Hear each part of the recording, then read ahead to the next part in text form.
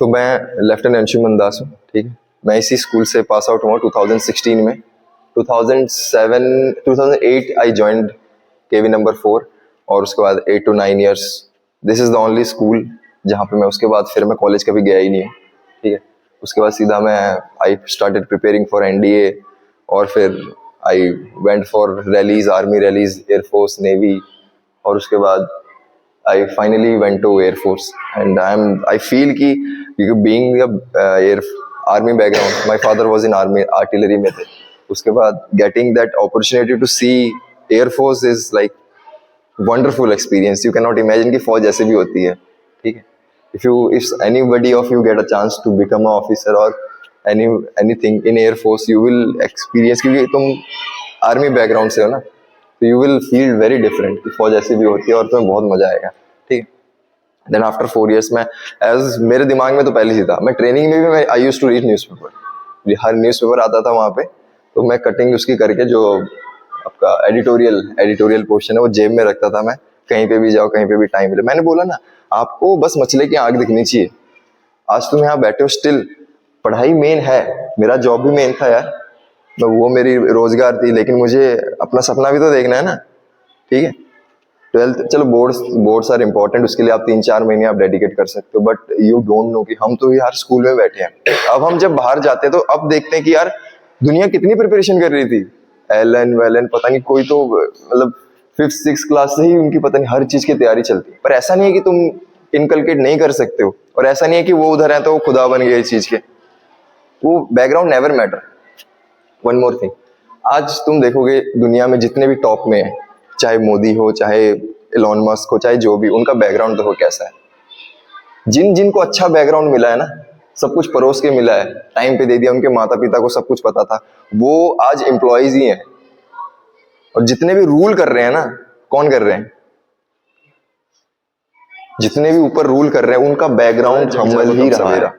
तो सेम है। तो ऐसा कुछ नहीं है कि हमारे पास पोटेंशियल नहीं, हमारे पास ये ज्ञान नहीं है। यार मेरे को कोई चीज नहीं आती, मेरे को कितना टाइम लगेगा उसको जानने में? अगर कोई इन्फॉर्मेशन है, it will hardly take 1 hour. मुझे कोई गेम नहीं आता, मुझे कितना टाइम लगेगा? अगर मैं डेडिकेटेडली करूं तो मुझे एक महीना एटलीस्ट इतना हो जाए कि मैं दूसरों के साथ खेल सकूं। बट वही इतना कोई करना नहीं चाहता। मेसी आया था ना, मेसी को उसके इंटरव्यू में उसने बोला था कि मैं अपना पूरा, अगर तुम मेरे तरफ बन सकते हो तो मैं अपना पूरा वो दूंगा, अपना शेड्यूल दूंगा, मैं हर रोज अपना जो मैं करता हूँ। लेकिन अगर तुम कर सकते हो तो यू आर वेलकम, पर हर कोई नहीं कर पाता। तो तुम्हें उस लेवल का डिसिप्लिन चाहिए कि मुझे ये करना है तो करना है, क्योंकि तुम जाके आगे लीड करोगे। तो अगर तुम खुद ही नहीं कर पाओगे तो फिर कैसे होगा? और तुम जो जैसे कुछ दूसरे एग्जाम्पल भी देखते हो कि यार ये तो कुछ नहीं कर रहे, वैसा फिर ऐसा बन के कोई फायदा नहीं है। कुछ हर तरीके के आप बंदे देखते होंगे तो उसके लिए फायदा नहीं है। जिस तरीके जो बचपन में हमने सोचा है कि मुझे ऐसा बंदा बनना है, अगर वो तुम नहीं बन पाए और फिर तुम्हें वहां पे जाके अपनी मतलब ऑरा कम हो गया तुम्हारा, बस उनके भीड़ में फिर दोबारा तुम भीड़ में शामिल हो गए, तो कोई फायदा नहीं है। तुम्हें हमेशा भीड़ से आगे ही रहना है, ठीक है। तो टू प्रिपरेशन फॉर रिटन, ठीक है। रिटन की तैयारी करनी है, कैसे करनी है? सबसे पहले नो योर सिलेबस। मैंने भी बताया, सीखने के लिए मतलब नॉलेज तो दुनिया में बहुत है यार, लेकिन तुम्हें क्या जानना है हर एक चीज का ना, चाहे वो आपका IAS IPS हो गया या फिर आपका इसका NDA CDS ACC, कोई भी, इसका एक सिलेबस है। सबसे पहले नोटबुक्स बनाओ। नोटबुक्स में अलग अलग सेक्शंस की, मैथ की अलग नोटबुक, क्योंकि जितना आप क्लियर रखोगे, अपने डेस्क को क्लियर रखोगे, उतना तुम्हारा माइंड भी क्लियर होगा। सिलेबस लिखा उसमें, जैसे आपने एक पहले तो, जैसे मैं बताता हूँ, जब मैंने तो बिना कोचिंग के भी किया है preparation.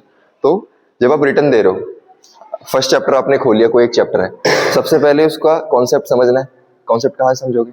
From YouTube you can get. आपका एक बार कॉन्सेप्ट समझा, उसके बाद क्या करना है, जब आप फिर आप क्वेश्चन करोगे तो ऑलमोस्ट 20-30% तुम्हारे से ऐसा होगा कि हो जाएगा, ठीक है। तो उस बुक में क्या करें, जो 20-30% जो आपने कर लिया, सपोज कि उसमें 40 क्वेश्चन थे उस चैप्टर के, ठीक है, परसेंटेज का लगा लो किसी भी एक टॉपिक का, तो जो 40 में से 10 है तुमने फर्स्ट टाइम में कर लिया, उसको एक बार टिक मार दो कि वो तुमने कर लिया। तो नेक्स्ट टाइम जो तुम्हारे के रिवीजन के लिए बचेगा वो 30 क्वेश्चन का होगा। बाकी 30 क्वेश्चन तुमने फर्स्ट टाइम में कैसे करे, देख के करे, कहीं से रेफरेंस लेके, चैट जीपीटी हो गया, यूट्यूब से देख लिया कि कैसे करना है, वो करना है। उसके बाद फिर तुम नेक्स्ट टाइम एक और बार रिवाइज करोगे तो क्या पता तुमसे और 15 हो जाए। तो जब तुम फाइनल रिवीजन करोगे तो तुम्हारे पास मुश्किल से 5 बिल्कुल हार्ड क्वेश्चन होंगे उस चैप्टर के, जब तुम्हारे पास 10 या 15 दिन बचे होंगे। ये मैं बता रहा हूँ एकदम हाई इंटेंसिव जब आप तैयारी करोगे कि हाँ तुम्हें एकदम अच्छा AIR 1 लाना है या फिर बिल्कुल बढ़िया एकदम करना है। ठीक है, ये हो गया। आप सेम हर चीज के लिए, इंग्लिश, मैथ, फिजिक्स, हर चीज के लिए आप अपना नोटबुक बनाइए, और it is good to know about your country also. ठीक है, next move towards SSB. SSB में मैंने आपको वहां पे बताया 3 चीजें होती है, कर्मा, वाचा एंड मानसा। कर्मा आपका जो अब जीटीओ मैंने तो बेसिकली आज तक कोचिंग में तो मतलब वो वाला नॉर्मल वाला गया था, आज तक मैंने जीटीओ ग्राउंड नहीं देखा कोचिंग का। मैंने जीटीओ ग्राउंड पहली बार कहाँ देखा, एसएसबी में ही देखा मैंने। कुछ 5-5 मिनट के मैं मुश्किल से वीडियो देखता था, 5 या 10 मिनट के मैं क्योंकि आप ऑनलाइन देखोगे तो फिर उसमें एड्स आते थे, तो मैं पहले से ही एक दिन पहले ही मैं अपने आप को सॉर्ट आउट करता कि कल मुझे क्या देखना है। तो वो पहले वीडियो देखा, वो पहले वीडियो डाउनलोड करके रखा, अगले दिन वो देख लिया 5 मिनट। और GTO talks is very easy, अगर आप you are helpful in nature ना, तो अपना आप दिमाग अपने आप लग जाएगा आपका, आप विद वीडियो ऑनली कर सकते हो। उसके बाद है वाचा। वाचा आप क्या बोलते हो, वो है आपका इंटरव्यू। इंटरव्यू में अब क्या है कि मोस्टली हम फौजी बैकग्राउंड है या फिर नहीं भी हैं, तो अपने आप से स्टार्ट करना है। कैसे स्टार्ट करोगे, पीआईक्यू फॉर्म सुना है? ठीक है, पीआईक्यू फॉर्म में बेसिकली क्या होता है, आपका पूरा डिटेल होता है। वो तो मतलब आपका वो सबसे मेन चीज है, क्योंकि उसके आप शायद 2 या 3 फॉर्म भरते हो। एक आपके पास जाता है उसके पास, इंटरव्यूअर के पास, जो देख के सवाल पूछता है। नेक्स्ट है आपका साइकोलॉजिस्ट के पास। साइकोलॉजिस्ट के पास जाते हो और वो ऑन द बेस, वो साइकोलॉजिस्ट आपसे फेस टू फेस बात नहीं करता, वो आपका पीआईक्यू फॉर्म देता है, और आपने जो एसआरटी, एसडी और टीएटी वो आपने जो लिखा है उसी के बेसिस पे आपको एनालाइज करता है। तो जैसे अपने से स्टार्ट करना है, उसमें फर्स्ट है कि आपका नाम, आपके नाम का मतलब क्या है, आपकी कास्ट क्या है, उसके बारे में पूरा डिटेल। उस पीआईक्यू 1 पेज का होता है बस वो, लेकिन उसको करने में कम से कम 3-4 महीने, 2-3 महीने तो लगते ही लगते हैं। आपके नाम का मतलब क्या है, आपके नाम के और कितने पर्सनैलिटीज है, फिर आपका जो कास्ट है जो आपने लगा रखा है, सिंह, उसकी क्या सिंह है, या कोई भी किसी का चौहान है वो है, उसकी क्या वो है, मतलब कोई भी सवाल उसमें छोड़ना ही नहीं है। उसके बाद आपके आता है परमानेंट एड्रेस और परमानेंट रेजिडेंस, और अभी टेम्परेरी जो आप प्रेजेंट एड्रेस, प्रेजेंट और परमानेंट आता है। तो प्रेजेंट में जो भी आपका वो होता है, प्रेजेंट जैसे कहीं भी हो गया, अंबाला का हो गया, अंबाला की क्या क्या प्रॉब्लम है, फिजिकल, 3 चीजें, जियोग्राफिकल, हिस्टोरिकल, इकोनॉमिकल, ये 3 चीज किसी भी जगह की, ये 3 चीज जान लोगे तुम्हारा वो कंप्लीट हो गया। ठीक है, उसकी क्या पॉपुलेशन है, डेमोग्राफी क्या है, कितने हिंदू मुसलमान ये वो रहते हैं, उसके बारे में पूरा छान मार, ताकि वहां से कोई भी सवाल बने। बात सवाल की नहीं है, क्योंकि वही पीआईक्यू फॉर्म आपका कहाँ पे इस्तेमाल हो रहा है, आपके साइकोलॉजिस्ट के पास। ठीक है, नेक्स्ट सेम वही आपका आता है परमानेंट एड्रेस के साथ।